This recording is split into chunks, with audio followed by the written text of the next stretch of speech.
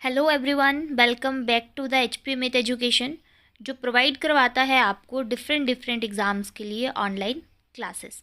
साथ ही साथ हमारे यूट्यूब चैनल पर आपको एजुकेशन से रिलेटेड हर छोटी बड़ी अपडेट जो है वो देखने को मिलती है। तो इसलिए हमारे YouTube channel HP myth education को सब्सक्राइब कीजिए। आज का जो हमारा वीडियो है वो पीजीटी बीएड से रिलेटेड है, जो उसके सिलेबस में दिया गया है। टीचिंग लर्निंग मटेरियल, या फिर जिसे आप टीचिंग एड्स के नाम से भी जानते हैं और टीएलएम के नाम से भी आप इसको जानते हैं। टीचिंग लर्निंग मटेरियल मतलब शिक्षण सहायक सामग्री। शिक्षक का वह साधन है जिसके माध्यम से वह अपनी शिक्षण अधिगम प्रक्रिया को प्रभावशाली बनाता है। ये अधिगम प्रक्रिया को स्थायी एवं रोचक बनाने का काम भी करता है। जो आपकी टीएलएम होती है वो टीचिंग लर्निंग प्रोसेस को इफ़ेक्टिव बनाती है। एक टीचर की टीचिंग लर्निंग प्रोसेस को इफ़ेक्टिव बनाती है। साथ ही साथ में it works to make the learning process permanent and interesting.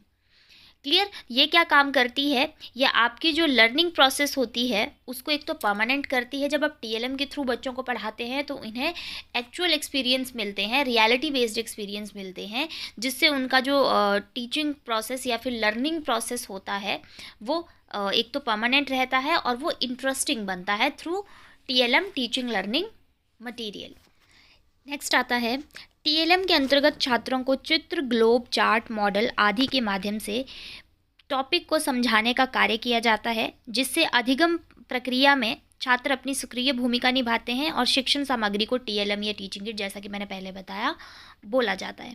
ठीक है, तो यहाँ पे टीएलएम के कुछ एग्जाम्पल दिए गए हैं कि किस किस तरह से। वैसे तो बहुत टाइप के टीएलएम होते हैं, टीचिंग लर्निंग मटेरियल होते हैं, लेकिन ज़्यादातर जो टीएलएम जो हम यूज़ करते हैं, जैसे किसी चीज़ की फ़ोटो दिखा दी या फिर ज्योग्राफी का कुछ बताना है तो ग्लोब दिखा दिया, चार्ट दिखा दिया, चार्ट पे हमने पिक्चराइज की होती है चीज़ें, है ना, ड्राइंग बना के ड्रॉ की होती है, तो बहुत सी चीज़ों का चार्ट बना दिया। या फिर मॉडल्स हो गए आपके, जैसे बच्चों को ताजमहल के बारे में बताना है तो ताजमहल का छोटा मॉडल, जो छोटे छोटे ताजमहल मिलते हैं उसके हिसाब से बच्चों को बता दिया।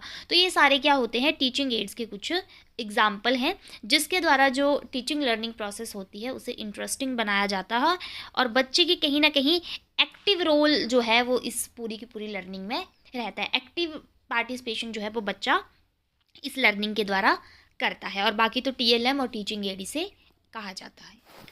नेक्स्ट आता है characteristics of teaching learning material या टीचिंग एड। शिक्षण सहायक सामग्री की विशेषताएं। नंबर 1 है, ये शिक्षण अधिगम प्रक्रिया को प्रभावशाली बनाता है, जैसे कि हमने इसके मीनिंग में भी ये चीज़ पढ़ी।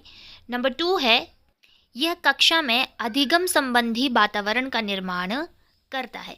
तो it's create learning related environment in the class. जब हम टीचिंग एड लेके जाते हैं तो ये लर्निंग रिलेटेड इन्वायरमेंट, जैसे हम आज कोई हिस्ट्री का टॉपिक पढ़ रहे हैं तो कुछ ऐसे टूल लेके जाना या फिर कुछ ऐसी चीज़ें लेके जाना जो उस टॉपिक से रिलेट करें, तो एक हिस्ट्री वाला इन्वायरमेंट जो है वो वहाँ पे बनता है। साइंस के टॉपिक जब करते हैं तो साइंस से रिलेटेड एक इन्वायरमेंट बनता है। तो इस तरह से टीचिंग एड के द्वारा जो है जो क्लास का इन्वायरमेंट होता है वो टॉपिक के अकॉर्डिंगली बनाया जाता है।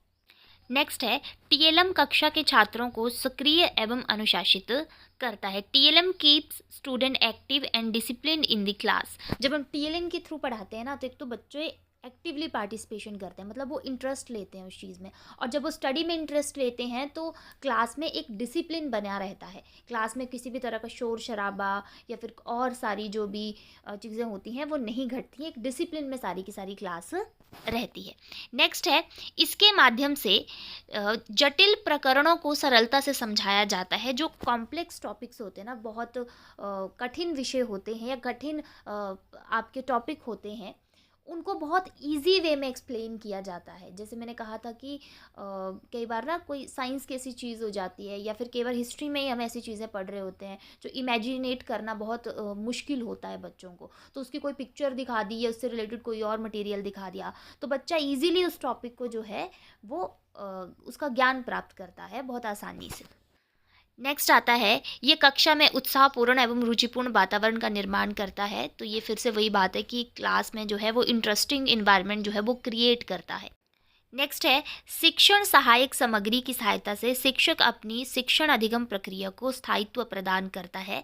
With the help of TLM teacher provide stability to his teaching learning process एक स्टेबिलिटी, स्थायित्व प्रदान करता है, जिससे बच्चे को जो है वो इजीली टॉपिक जो है वो समझ में आ जाए। नेक्स्ट आता है, ये शिक्षण प्रक्रिया को अमूर्त से मूर्त रूप प्रदान करने की प्रक्रिया का महत्वपूर्ण भाग है। मतलब जो बच्चों को अमूर्त चीज़ है, मतलब अब्स्ट्रैक्ट चीज़ है, जैसे बच्चे को किसी चीज़ का नॉलेज दे रहे हैं, बच्चे को सोलर सिस्टम का नॉलेज दे रहे हैं, हमारे सौरमंडल के बारे में पढ़ा रहे हैं, तो बच्चे के लिए वो चीज़ अब्स्ट्रैक्ट है। बच्चे ने सौरमंडल कहाँ देखा, उसने सौरमंडल का क्या भाग देखा, उसने आसमान देखा है और एक चांद देखा और तारे देखे, ठीक है। लेकिन हमारे सौरमंडल के बारे में जब उसे बताना है तो उसे हम क्या करेंगे, उसका जो अब्स्ट्रैक्ट उसने सोचा उसको हम कॉन्क्रीट रूप देंगे जब हम कोई सौरमंडल की कोई फ़ोटो दिखा देंगे या फिर ग्रहों की फ़ोटो दिखा देंगे, उपग्रहों की फ़ोटो दिखा देंगे। तो इस तरह से उसका जो अब्स्ट्रैक्ट लर्निंग होती है उसे हम कॉन्क्रीट लर्निंग में जो है वो चेंज करते हैं, उसे चीज़ों के बारे में बताते हैं कि चीज़ें कैसे दिखती हैं, कैसे होती हैं। तो ये बहुत इंपॉर्टेंट पॉइंट है इसका। नेक्स्ट आता है, ये समस्त आईक्यू लेवल वाले छात्रों हेतु लाभदायक होता है। तो जो टीएलएम होते हैं वो किसी भी आईक्यू का बच्चा, भले कम आईक्यू हो ज़्यादा हो, उन सब के लिए लाभकारी होता है। जब हम कोई टीएलएम लेके जाते हैं, टीचिंग एड लेके जाते हैं, तो हम इस तरह से टीचिंग एड बनाते हैं ताकि इंटेलिजेंट से इंटेलिजेंट बच्चा भी उससे समझ पाए इंटरेस्ट लेकर के, और जो कम इंटेलिजेंट बच्चा है, जिसका आईक्यू कम है, मंद बुद्धि है, वो भी कहीं ना कहीं कॉन्सेप्ट का एक मीनिंग समझ जाए थ्रू टीएलएम।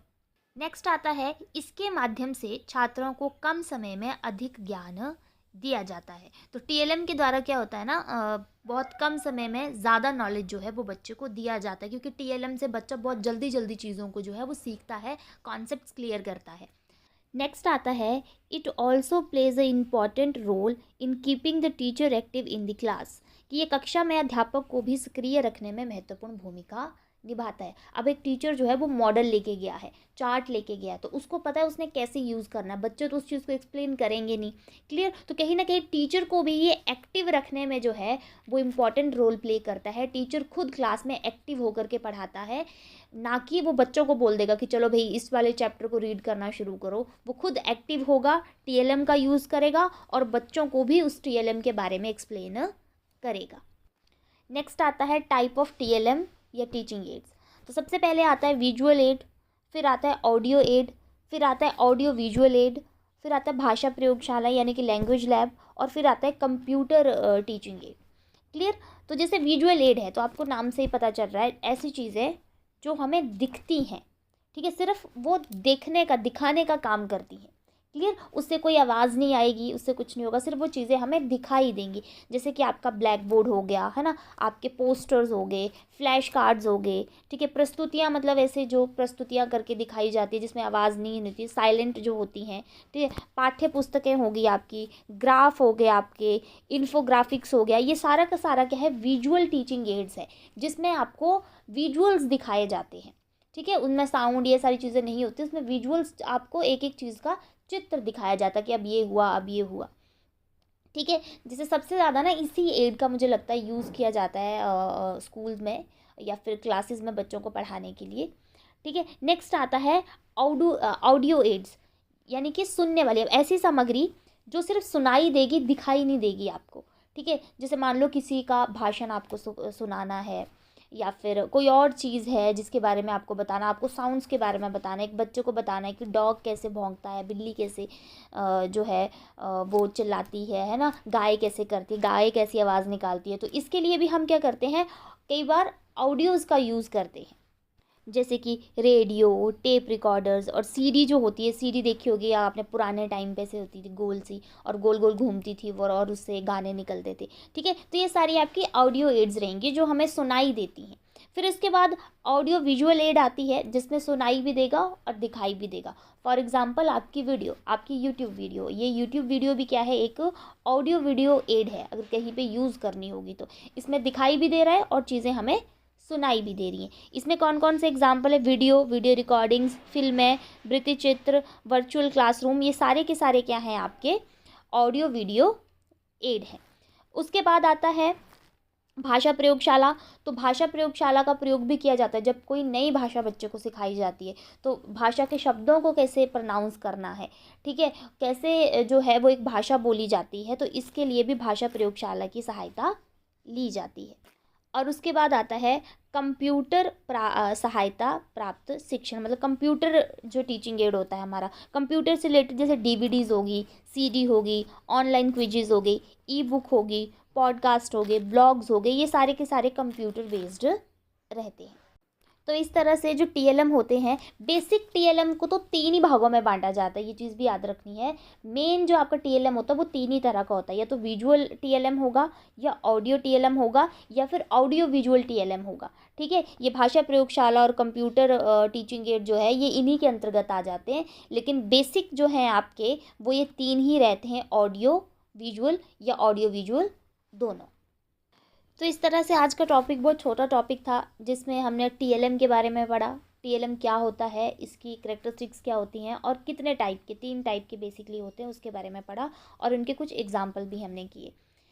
यूट्यूब के साथ साथ हमारे ऑनलाइन क्लासेस भी हमारे इंस्टीट्यूशन में चली हुई हैं, तो किसी भी कोर्स को ज्वाइन करने के लिए आप दिए गए कॉन्टैक्ट नंबर पर कॉन्टैक्ट कर सकते हैं और ऑनलाइन क्लासेस से अपनी तैयारी को शुरू कर सकते हैं। अगर आज का वीडियो आपको अच्छा लगा हो तो वीडियो को लाइक कीजिएगा, वीडियो को शेयर कीजिएगा, और हमारे चैनल HP अमित एजुकेशन को सब्सक्राइब कीजिए।